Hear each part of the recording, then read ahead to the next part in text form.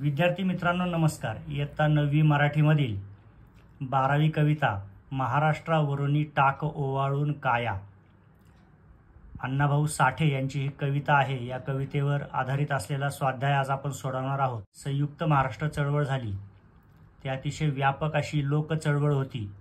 या चळवळीच्या दरम्यान अण्णाभाऊ साठेंनी खूप सारी पोवाडे रचले होते आणि लोकांमध्ये जागृती केली होती। लोकांमध्ये एक मशाल पेटवली होती आपल्या काव्याच्या माध्यमातून। अशाच प्रकारचं हे अतिशय स्फुरणीय असं काव्य आहे महाराष्ट्रावरुनी टाक ओवाळून काया, आपल्या अभ्यासक्रमामध्ये समाविष्ट करण्यात आलेला आहे। तर आता याचा स्वाध्याय आपण सोडवूया। पहिला प्रश्न आहे वैशिष्ट्ये लिहा। या ठिकाणी आपल्याला काही मुद्दे दिले, त्या अनुषंगाने आपल्याला वैशिष्ट्ये लिहायची आहेत। तर पहिला आहे महाराष्ट्राची सांस्कृतिक वैशिष्ट्ये।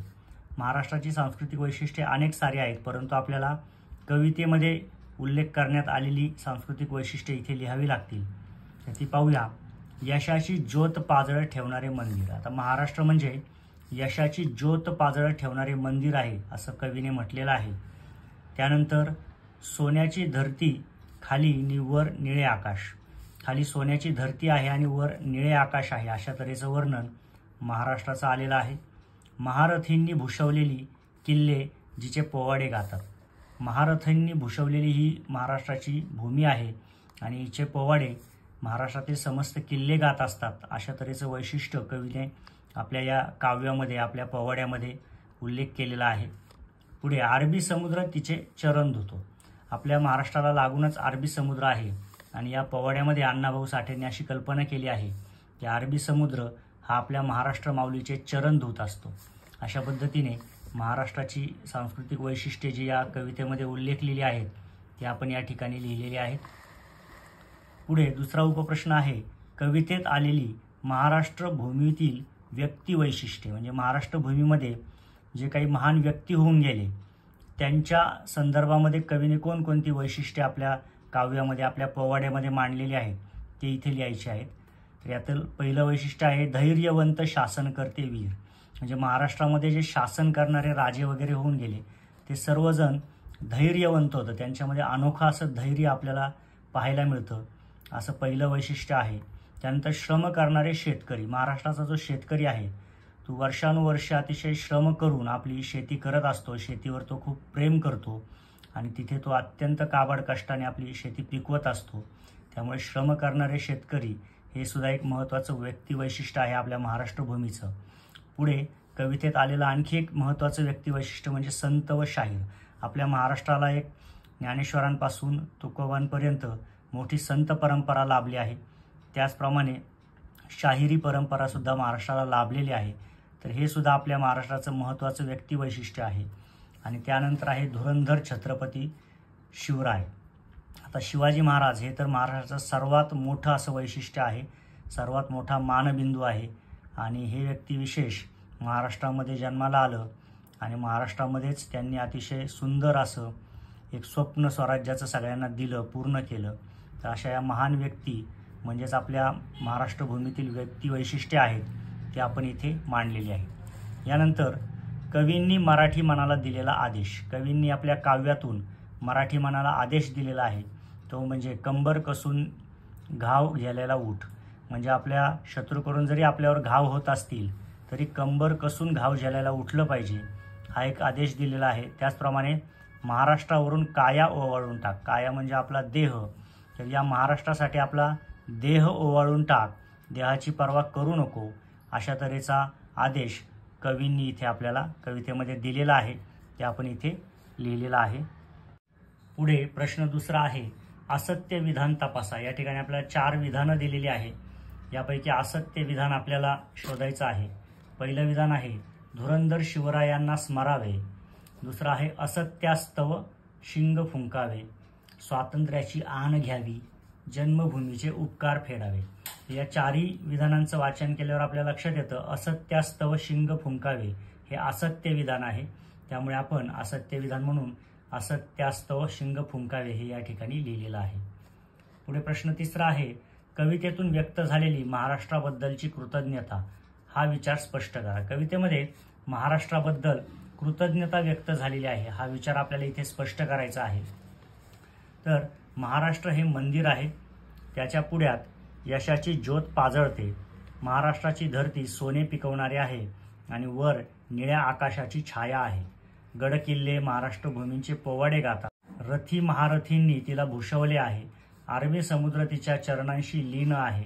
महाराष्ट्र हा धैर्यवंत शासनकर्त्यांचा, साधू संतांचा, शाहिरांचा, कष्टकरी शेतकऱ्यांचा, त्यागाच्या सामर्थ्याचा व धुरंधर शिवरायांचा आहे. या प्रिय महाराष्ट्रासाठी छातीवर घाव झेलायला आणि यावर जान कुर्बान करायला मी तयार आहे, अशा प्रकारे कवितेतून महाराष्ट्राबद्दलची कृतज्ञता व्यक्त झालेली आहे. इथे आपण कवितेमध्ये महाराष्ट्राबद्दलची कृतज्ञता व्यक्त झालेली आहे ती इथं थोडक्यात मांडलेली आहे. महाराष्ट्राबद्दलची कृतज्ञता व्यक्त करत असताना कवीने महाराष्ट्र भूमीचं जे सुंदर दर्शन आपल्याला घडवलं आहे त्या सर्व मुद्द्यांचा इथे आपण समावेश केला आहे आणि कवीने महाराष्ट्राबद्दलची कृतज्ञता कशा प्रकारे व्यक्त केली हे इथे दर्शवून आपण हा विचार स्पष्ट केलेला आहे. पुढे प्रश्न 4 आहे, महाराष्ट्राची बलस्थाने तुमच्या शब्दात सांगा. आता आपला जो महाराष्ट्र आहे त्याची काही बलस्थाने आहेत ती आपल्याला इथे आपल्या शब्दात मांडायची आहेत. या ठिकाणी आपण आपल्या भाषेचा उपयोग करू शकतो आणि आपले मुद्दे सुद्धा इथे मांडू शकतो आणि कवितेमध्ये आलेले मुद्दे सुद्धा आपल्याला विचारात घ्यायचे आहेत. तर या महाराष्ट्ररूपी मंदिरात यशाची ज्योती अखंड पाजळते आहे. नील अंबराच्या छायेखाली महाराष्ट्र ही सोने पिकवणारी धरती आहे. हिच्या कर्तृत्वाचे पोवाडे गडकिल्ले गातात. महारथी, शूर, पराक्रमी योद्ध्यांनी या भूमीला वैभव प्राप्त करून दिले आहे. ही भूमी धैर्यवान शासनकर्त्यांची, कष्टकऱ्यांची, संत महंत व शाहिरांची आहे. येथे पराक्रमाला त्यागाचे अस्तर आहे. अरबी समुद्र महाराष्ट्र भूमीच्या चरणांशी लीन आहे. स्वातंत्र्याचे रणशिंग फुंकून महाराष्ट्राची मान ताठ ठेवणारे श्री छत्रपती शिवरायांच्या प्रेरणेने उज्ज्वल झालेला हा महाराष्ट्र आहे. ही महाराष्ट्राची बलस्थाने आहे. अशा पद्धतीने कवितेमध्ये महाराष्ट्राच्या बलस्थानांचे बरेचसे मुद्दे आलेले आहेत. ते लक्षात घेऊन आपण महाराष्ट्राची बलस्थाने या प्रश्नामध्ये आपल्याला आपल्या शब्दामध्ये मांडायची आहेत. इथे ती मांडलेली आहेत. यात आणखी थोडासा बदल करूनही तुम्ही इथे लेखन करू शकता. पुढील प्रश्न पाहूया. पुढे प्रश्न 5 आहे, काव्य सौंदर्य. घर ध्वज करी ऐक्याची मनीषाजी महाराष्ट्राची. ही काव्यपंक्ती आहे आपल्या कवितेमध्ये आलेली. या काव्यपंक्तीतील विचार सौंदर्य लिहा. या काव्यपंक्तीमध्ये विचारांचं जे सौंदर्य आलेलं आहे, एखादा सुंदर विचार जो व्यक्त झालेला आहे तो आपल्याला इथे स्पष्ट करून लिहायचा आहे. तर पाहूया. मुंबईसह संयुक्त महाराष्ट्राची चळवळ सुरू झाली तेव्हा त्याला काही जणांनी विरोध दर्शवला. खूप साधक बाधक चर्चा झाली, परंतु मराठी मनाने संयुक्त महाराष्ट्र साकार करण्याचा ध्यास घेतला होता.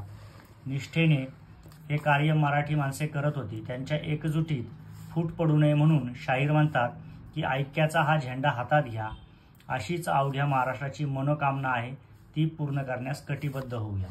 तर इथे एकतेचं महत्त्व या ओळीमधून व्यक्त झालेलं आहे. लोकांच्या एकतेतूनच संयुक्त महाराष्ट्राची चळवळ ती जोमाने सुरू होती आणि ती एकता कायम राहावी असा विचार या वाक्यामध्ये, या काव्यपंक्तीमध्ये व्यक्त झालेला आहे. धर ध्वज करी ऐक्याची मनीषाजी महाराष्ट्राची.